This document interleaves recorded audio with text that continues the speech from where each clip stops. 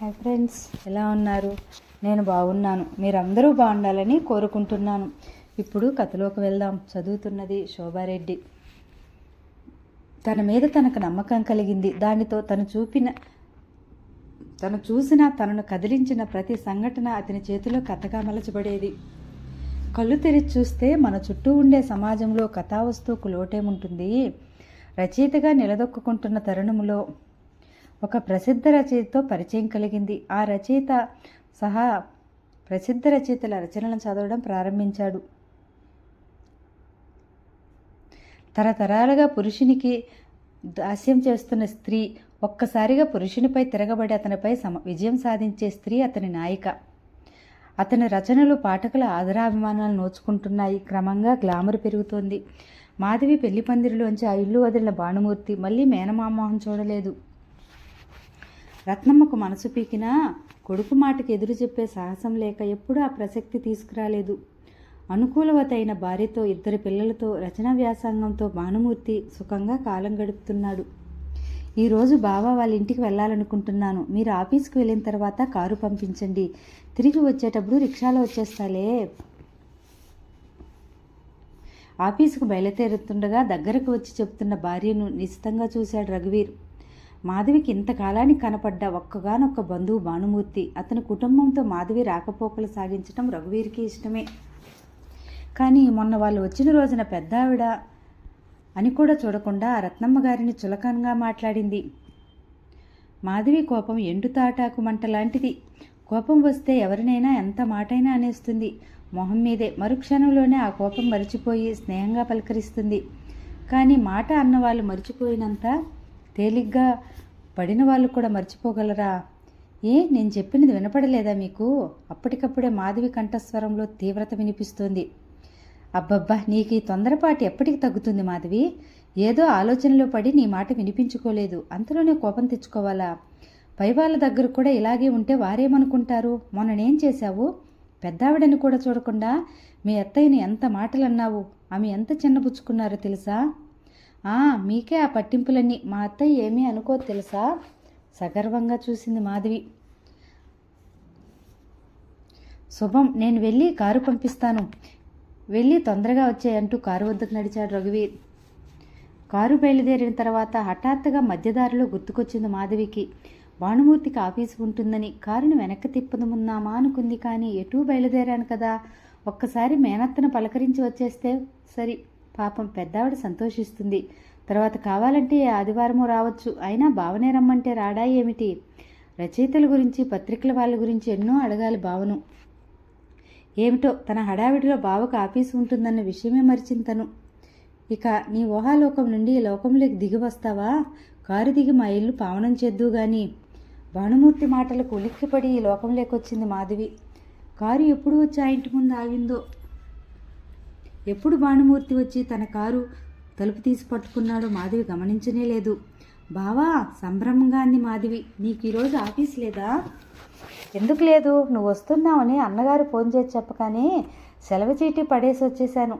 నీకు అతిథి మర్యాదలు చేయడానికి నవ్వుతూ చనువుగా అన్నాడు భానుమూర్తి. రచయితగా ఉన్నత శిఖరాలను అధిష్ఠించిన భానుమూర్తి తనకిస్తున్న విలువకు మురిసిపోయింది మాధవి అంతరంగం. తన కోసం ఏనాడైనా 1 గంట ఆఫీసు పని వదులుకున్నాడా తన భర్త? ఆ ఊరికి మొట్టమొదటే తన కాపురానికి వచ్చినప్పుడు ఏదో తప్పదన్నట్లు స్టేషన్కి వచ్చి తనకు సాయం వచ్చిన అత్తగారిని రిసీవ్ చేసుకుని ఇంటి వద్ద దిగబడిచి 1 గంటలోనే ఏదో క్యాంపు ఉందని వెళ్ళి 4 రోజుల తర్వాత వచ్చాడు. పెళ్ళైన 2 ఏళ్లకు తను మొట్టమొదటిసారి పాపను ఎత్తుకొచ్చినప్పుడు ఇంకా ఘోరం. దారి పొడవునా పాపను గురించి ఎన్నో కలలు, భర్తతో చెప్పవలసిన కబుర్లు ఎన్నెన్నో ఊహించుకుంది. అతని పోలికలకు పుణికిపుచ్చుకున్న కూతుర్ని అందించినందుకు తననేదో అందలమెక్కిస్తాడని పగటి కళ్ళు కంది. తన కలలు, ఆశలు అన్నీ స్టేషన్లో కంపెనీ కారుతో ఎదురు వచ్చిన ఆఫీస్ ప్యూన్ను చూసేసరికి కుప్ప కూలిపోయాయి. మొహాన చన్నీళ్లు కొట్టినట్లయింది. కంపెనీలో అర్జెంటు మీటింగ్ ఉందని, స్టేషన్కి రావటానికి వీలు కలగలేదని రాత్రి 10 గంటల వేళ ఇల్లు చేరి ఏదో మొక్కుబడిగా చెప్పి పసిబిడ్డ మొహమైనా చూడకుండా హాయిగా అదమరిచి నిద్రపోయాడు. ఏనాడైనా తన ఆశల్ని పట్టించుకున్నాడా? తన కోరికలేమిటో గ్రహించాడా? ఎంతసేపు ఆఫీసు వ్యవహారాలు. ఏదో ఉద్యోగం వచ్చిన కొత్తలో పెళ్లి చేసుకున్నాడు. కానీ అదే ఇప్పుడైతే ఆఫీస్కే పుస్తి కట్టి పగలు రాత్రి అక్కడే ఉండేవాడేమో. రఘువీర్ అంతలా కష్టపడ్డాడు కనుకనే 10 ఏళ్ళు తిరగకుండా ఆ కంపెనీకే జనరల్ మేనేజర్ కాగలిగాడనే విషయం మాధవి మనసుకేనాడు తట్టలేదు. అరే బాబా, కూర్చునే కళ్ళకంటున్నావేమిటి? దిగు దిగు. అమ్మ నువ్వు వస్తున్నావన్న కబురు తెలిసిన దగ్గర నుండి నీకోసం ఎదురు చూస్తోంది. భానుమూర్తి హెచ్చరికతో ఈ లోకంలోకొచ్చింది మాధవి. రా తల్లి రా, ఏదో మా మీద ఆ మాత్రం అభిమానం ఉండబట్టి అంటూ బయటకొచ్చింది రత్నమ్మ. వారిద్దరి వెంట ఇంటికి లోపలికి నడిచింది మాధవి. నీరజ పిల్లలేరి హాల్లో కుర్చీలో కూర్చుని చుట్టూ పరీక్షగా చూస్తూ అడిగింది మాధవి. బాబు స్కూల్కి వెళ్ళాడు. ఇక పాప వాళ్ళ అమ్మ కొంగు విడిచిపెట్టదు. ఇక నీరజ నువ్వు వస్తావున్న కబురు తెలిసిన దగ్గర నుంచి వంటిల్లు వదిలిపెట్టలేదనుకో. మొట్టమొదటిసారిగా వస్తున్న అక్కగారిని ఎలా మర్యాద చేయాలా అని హైరాణ పడిపోతుంది మురిపంగా అంది రత్నమ్మ. మీ మేనత్తగారి మాటల్లోని అతిశయోక్తులు నీకు బాగా అనుభవమేగా. నవ్వుతూ గ్లాసుతో మంచినీళ్ళు తీసుకొచ్చి ఇచ్చింది నీరజ. వెనకనే తప్పటడుగులు వేస్తూ వచ్చింది మానస. దా అంటూ దగ్గరికి వచ్చి చేతులు చాచిన మాధవిని కొత్తగా చూసి వాళ్ళ అమ్మ చీరకుచ్చెలలో మొహం దాచుకుంది. అయ్యో నా మతి మండిపోను, పిల్లలున్నారన్న విషయమే మర్చిపోయాను. ఏ బిస్కెట్ల ప్యాకెట్ తెచ్చి ఉంటే ఎంత బాగుండేది మనసులోనే నొచ్చుకుంది మాధవి. మాధవి ఏమిటి క్షణానికి ఊహాలోకంలోకి వెళ్ళిపోతున్నావేమిటి? హెచ్చరించాడు భానుమూర్తి. ఎవరి గురించి ఆలోచిస్తున్నావు? నీ గురించే టక్కున జవాబు చెప్పింది మాధవి. లేకపోతే చూడు నీరజ, చిన్నప్పటి నుండి ఒక తల్లి బిడ్డల్లా పెరిగాం. తను గొప్ప రచయిత అయ్యాడంటే మాకు గొప్పగా ఉండదు. మేం సంతోషించే వాళ్ళమే కానీ విచారించే వాళ్ళం కాదుగా సాధింపుగా అంది మాధవి. మాధవి ఇబ్బందిగా కదిలాడు భానుమూర్తి. అన్నా చెల్లెల్లా పెరిగాం కనుకునే మన మధ్య వివాహబంధం కూడదని హెచ్చరించాను నేను. దానితో మీ నాన్న కోపం రావడం, నేను ఆవేశంతో ఇల్లు వదిలి రావడం జరిగింది. ఏదో రోజులలా గడిచిపోయాయి. ఇప్పుడు ఆ ఆవేశం లేదు. ఎప్పుడూ ఆ విషయం మర్చిపోయాను. నిజంగా నీకు మా నాన్న మీద కోపం మరిచిపోయి ఉంటే ఈ ఊరు వచ్చిన వెంటనే మమ్మల్ని కలుసుకునే ప్రయత్నం చేసి ఉండేవాడివి. ఆయనకు బజారులో కనిపించి కూడా ఇంటికి రమ్మంటే తర్వాత వస్తానని చెప్పి తప్పించుకోబోయేవాట కదూ. ఆయన చెప్పారులే నిలదీసింది మాధవి. ఇబ్బందిగా చూశాడు భానుమూర్తి. ఇప్పుడు మీరు మాకంటే పై అంతస్తులో ఉన్నారుగా మాధవి. అదో వంకలే. పెద్ద రచయిత అయిన తర్వాత మీ కంటికి మాలాంటి వాళ్ళం కనిపిస్తామేమిటి? సరి, ఇలా వాదోపవాదాలతోనే కాలక్షేపం చేస్తారా ఏమిటి? ముందు టిఫిన్ తీసుకోండి. ట్రే తీసుకుని వచ్చి టీపాయ్ మీద పెట్టింది నీరజ. బాప్రే, చాలా స్వీటు హాటు. ఇలా అని తెలిస్తే భోజనం చేయడం మానేసి వచ్చే ఉండేదాన్నిగా. ఏమిటి నా ఇష్టాలన్నీ తెలుసుకున్నట్లు నాకు ఇష్టమైన టిఫిన్లే చేశావు.